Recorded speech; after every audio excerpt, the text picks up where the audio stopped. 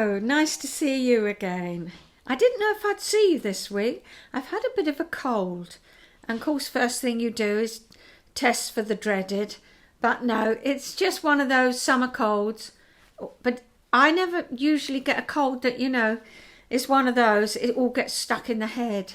You can't think straight, you don't know who you are in the end, but yeah, by the end of the week I'm feeling a lot brighter. So I've got a few things out, but I don't know what I'm going to say to you, but then when we have a chat with friends, we don't really plan what we're going to say. Some episodes I've planned, but this one it's just, well, it's a bit higgledy-piggledy to be truthful. So, if you like, draw up a chair and stay with me, if that's what you fancy. We have had a run of hot, dry weather, and it's been glorious. The garden's looking glorious, but today it's a little bit breezy and it's cloudy, which suits me because I can be out here in the conservatory. Usually it's too sunny and I've had to resort to going in there. So yes, I live in the southeast of England with my husband Pete, and at the moment my decorator Dave. He's been here all week, so it's been a great week for him to be here. One where I've just been pottering about in my onesie. Always said there's a polar bear in the garden because we've been going round to the kitchen that way. And yeah, so I've got dressed today. But the thing with Dave is that where we were saying how long have we known you, Dave? Mid-80s. We moved to Broadstairs in 1984 and I think we got to know him in 1985. So it's been a long old time, so I don't mind him seeing me in my onesie. Well, most people that know me see me in my onesie. It does up to here. It's just so comfortable and I love it. I don't know if you can even buy them now, can you? My one's thick. It is like a polar bear. And as Pete says, I would melt in that, but I'm not a melting type. So, yeah. So anyway, I live here with my husband Pete and my 4 chickens. They've been melting a bit this week, but it's cooler now. Old Pete's just coming down the garden because the electric fence isn't putting out much of a signal. And I've said, would he go round, see if anything's, if anything grows up, it stops it.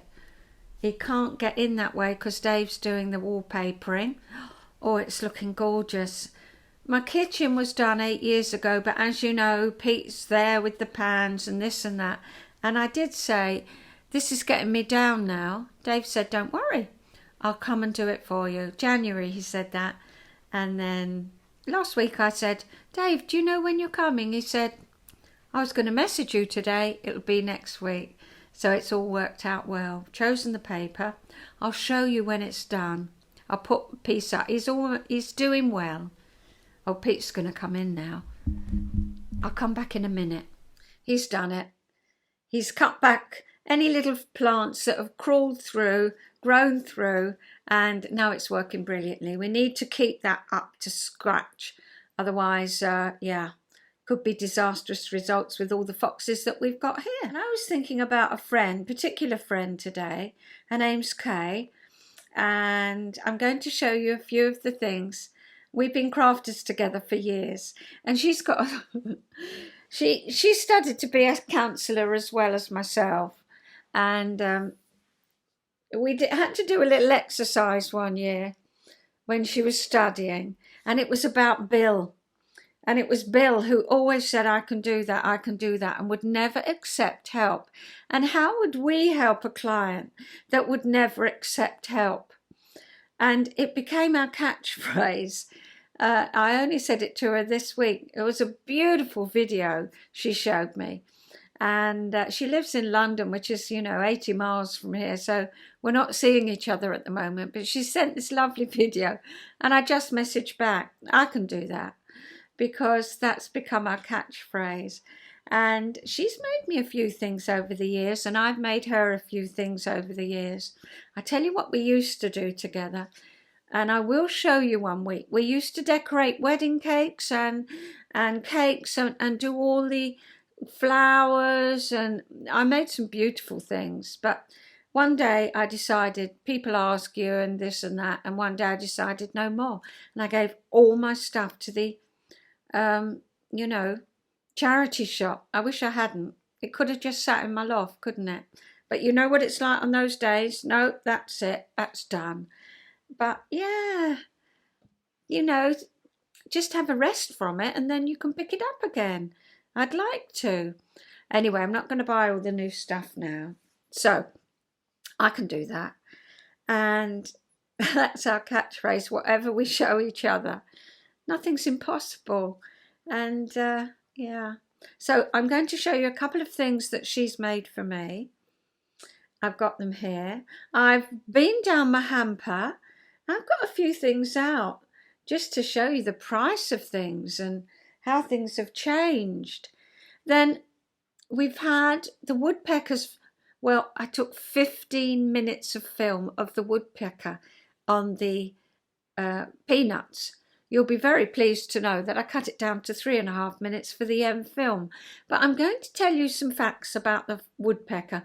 I did do that a long time ago in one of my early episodes. These facts are a bit different. Went on, you know, found out a few more things about them. No, I thought that was a green woodpecker, but it's not. It's one of our parakeets who are eating every single apple off the apple tree at the minute. So that's a bit of a pain, but we can't stop them. Nothing we can do. We just have to learn to live with it. So I think that's what I'm going to show you this week. Oh, and I've been down the hamper, so I've got a couple of things that the girls made. I have 2 girls. They're women now, and they're nans, both nans, which makes me a great nan. My daughter Nicola has got a little grandson called Tommy. And if you've been a regular viewer, you will have seen Tommy. I put Tommy up because he visited. She propped him round. And so it's a little bit of film of Tommy at the end. And I think he can sit up almost on his own now. He's 6 months. And then Mila, my other daughter Kim, she's a nanny and her granddaughter is 2.5. Darling Mila, we call her. And darling Tommy, because that's what they are. So shall I start with the waffle? Where shall I start? Oh, I'm going to show you what my friend made me. Her name's Kay. And I said to her one day, I've seen a teapot cover. I love it. Next thing I know, next visit, she's made it for me. Here it is. I'm going to put the person, you can get the pattern, and I'm going to put the pattern up here and I'll put it in the show notes as well, because you can still get the pattern. It's not expensive. And I know some of you love the little mouse. So here's what she made me. Of course, being Kay, she didn't just make me this. She bought me this as well, and it came as is. And she's made such a lovely job of it. Little tail. And I must say, that just sits on my shelf in the kitchen. And I wouldn't want to stain it. It's silly, isn't it? But there it is. And she's done a lovely job of it. So that's the teapot she made me. And the person who makes the patterns, they do Strictly Dancing, 2 dancers, you know, they do a little budgerigar, all sorts of different things. But I fancied that. So it was made for me. So I say thank you, Kay. Long time ago. The teapot is dusty and sticky, so I shall wash the teapot and put this back on. Do you think it would be all right with a gentle rinse? I think it would. So I might give it a little freshen up and that will go back on the shelf. What else did Kay make me? Well, you'll see. You'll be amazed at this. She said to my daughter Kim, I've got one colour photo of my wedding. The rest is all black and white. It was 1968. That's what it was then. And she said, could you smuggle it out? So she smuggled it out. And this is what she made me. I think it was my 40th wedding anniversary. I can't work the year out. You can do that. 1968, 40. I think it's 54 this year. She did this. Oh, look, you've got the garden in it.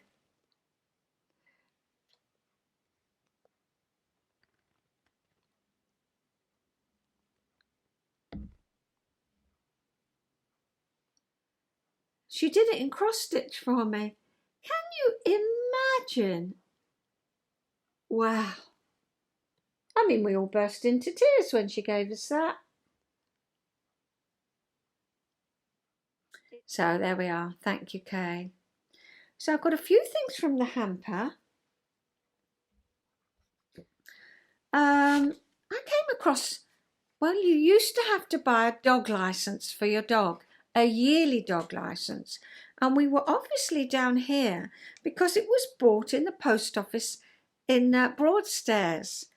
And it was granted at 10 hours and 35 minutes AM o'clock at the place and on the date indicated in the issuing office stamp. I mean, how can you, it's so legal, isn't it? And it was the 5th of August 1976. So obviously the dog licence was due for renewal, and I panicked. Well, I can imagine I panicked, and I had to buy it when I was down here. Obviously down here, just 1976. That was a boiling hot summer. There's been a programme on it this week, about the boiling hot summer of 1976. People were having to have standpipes at the bottom of their roads, or middle of their road, wherever it was in their road, because of the water shortage, all the reservoirs dried up, and the fields. We drove down to Devon on holiday, and the fields were alight. You know, it was a really scorcher. Guess how much it was, this dog licence? 37 and a half pence. 37 and a half pence for a dog licence. I can't really do the, you know, if you're watching in the US and that. But I mean, there's £1 and there's 50 pence, which is half a pound. And this is 35 pence. So, well, you can't buy anything for 35 pence now. So there we are. I was a good girl. I bought him a dog licence. What else? I was going to show you, because I've been down the hamper, I was going to show you a couple of things that my daughter's made. So this one, Kim made, and you know Kim, she didn't like sewing at all. And then in lockdown, yes, I taught her, and she's done lovely quilts, embroidery, she's made a lovely bag. She's crocheting now, and her work is beautiful, and she loves it. And this is what she made.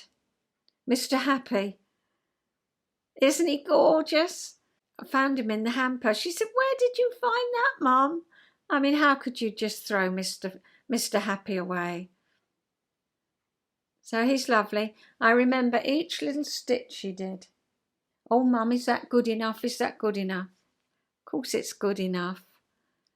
It's funny how you want everything to be just right, good enough. But when you look back on it, it's lovely. What a jolly face. And then I found something my other daughter made, Nicola. And I messaged her and said, "When did you make this?"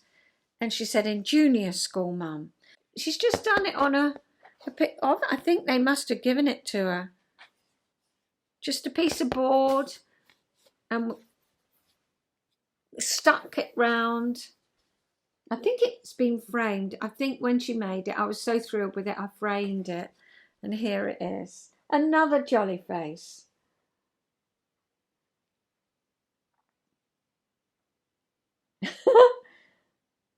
So yes, that's Nicola's handiwork. And when you look at all her little stitches, you can see her taking her term's work to do that. So now I'm just going to talk a little bit about Woody Woodpecker, because that's who I took for the film. We've got so many birds. I expect you have, if your garden's got feeders to it. All the little birds that have, all the babies, they're all getting older now and flying around the garden at a rate of knots. Well, I found out a few things about the woodpecker. There's 198 species of woodpeckers in the world.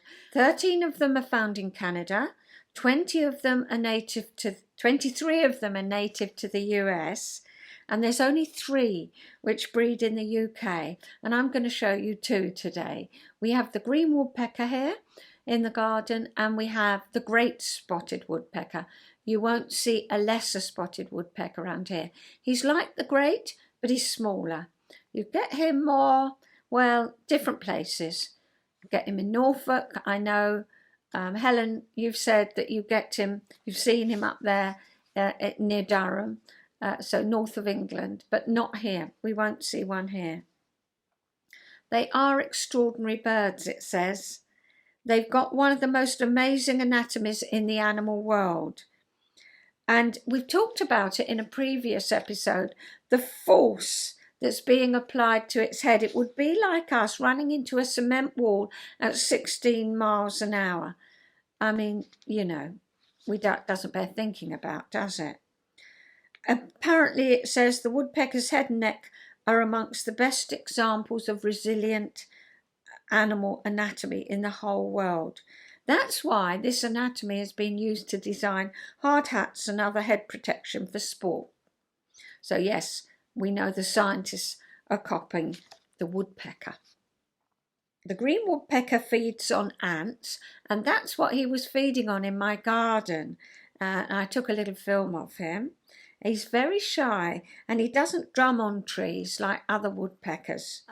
Last year, I did get, as we walked around the block in the field, there was a female woodpecker with the baby and a young one, and I took a lovely photo of that. So I put that up here just for you to see. You're not going to see that every day of the week. Some woodpeckers, it says, have got 2 toes facing forward and 2 toes facing backward, and they're known as zygolactic feet. And they've also got short legs, as you'll see in the film, to help with stability. So they're one of the best birds for climbing trees. And the woodpecker's head, it says the scientists in China have discovered that it's specially designed to transfer the strain down to the body, so their heads don't actually take much of that force. It's the body that takes the force as well. In fact, the small amount of strain is converted in the head to heat, and they take a break to let their brains cool down. That's what happens to me sometimes. Too much information. Yes, washing machine head on hot wash. You'd think that a woodpecker's beak would wear out, but no. It's a chisel-like shape, and it continually grows. They've got the longest tongues, and they can drag out the insects. And it's so long, yeah, it curls round the brain. This I thought was interesting. If you were pecking at wood all day, all that wood chip and dust would get up your nose. Not for woodpeckers. They've got special feathers that cover their nostrils to prevent dust and splinters of wood getting in the way. And I watched the film again as I found out that fact, and it's true. You look out for that, little feathers covering the nostrils. They've got excellent hearing, and do you know what? When they're on the outside of that tree, they can hear the larvae inside, and they start pecking at the wood. And they can hear the bugs moving about inside. So that's my fascinating fact for this week. And so now I'll put the little film up, and I'll leave you with Tommy, my little great-grandson, and my woodpeckers. So until next time, I say cheerio, take care of yourself. Bye then. Bye-bye. Yes, you are. Are you beautiful? Hello. Are you beautiful? Hello. Yes. I say, young fellow, are you okay? Boo! Yes. You can say mama.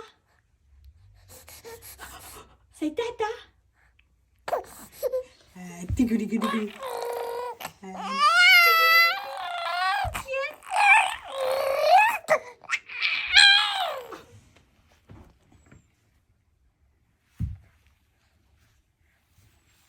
Yay.